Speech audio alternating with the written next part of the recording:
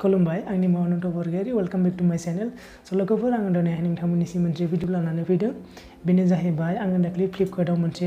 product order खालामदोंमोन बेयो दिनै आंनिसिम सफैबाय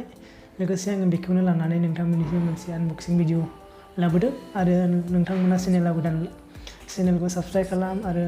शेयार खालाम आरो लाइक खालाम आरो कमेन्ट खालामना हो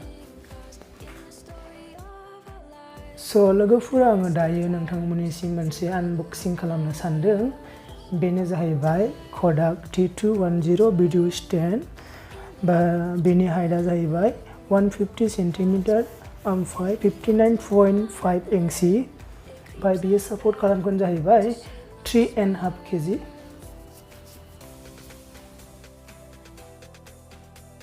दायो आङो नोंथांमोननो दिन्थिलांनोसै प्रडाक्टआ बेसेबांखिनि मोजां जायो बेयावहाय मा दं आरो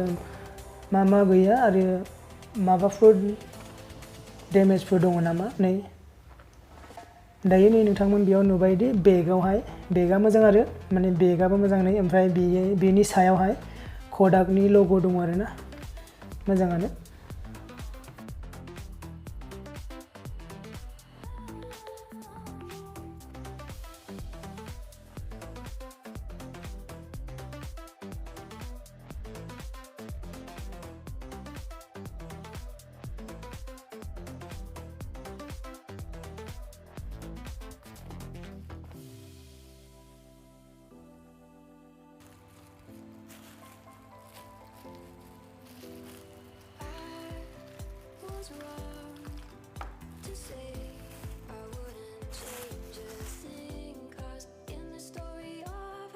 नै लोगोफोर बेनि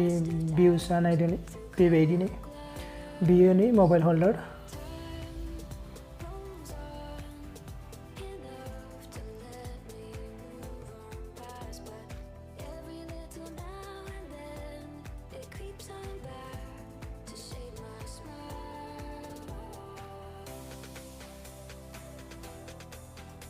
नै बेखौहाय खेंनांगौ मानो होनब्ला बेखौ फोजौनोबा बेखौ खेंलायनांगौ आरो ना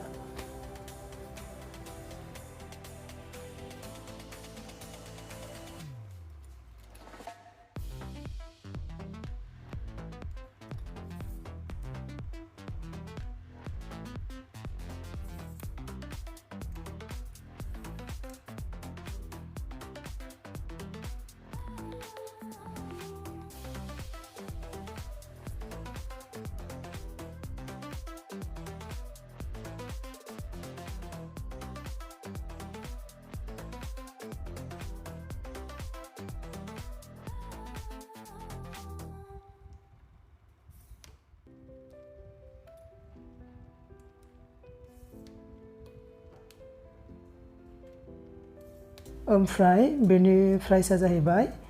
1444 नै आङो बेखौबो स्क्रिनाव होना होखाबाय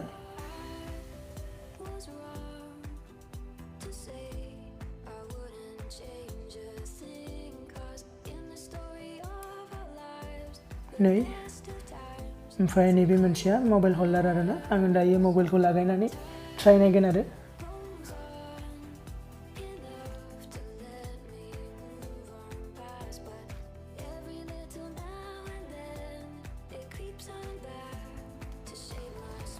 नै बिदि आरो ना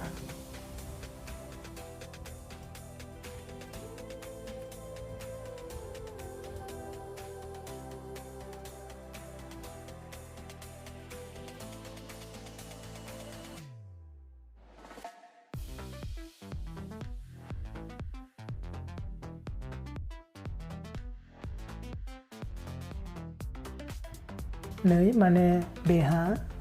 आलादा दंजोबो आरो ना खेवनांगौ मारिनांगौ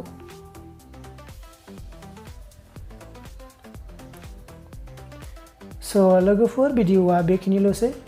लोगोसे नोंथांमोना बे प्रडाक्टखौ सोरबाफोर बाय खालामनो बा अर्डार खालामनो गोसोब्ला आङो बेनि लिंकखौ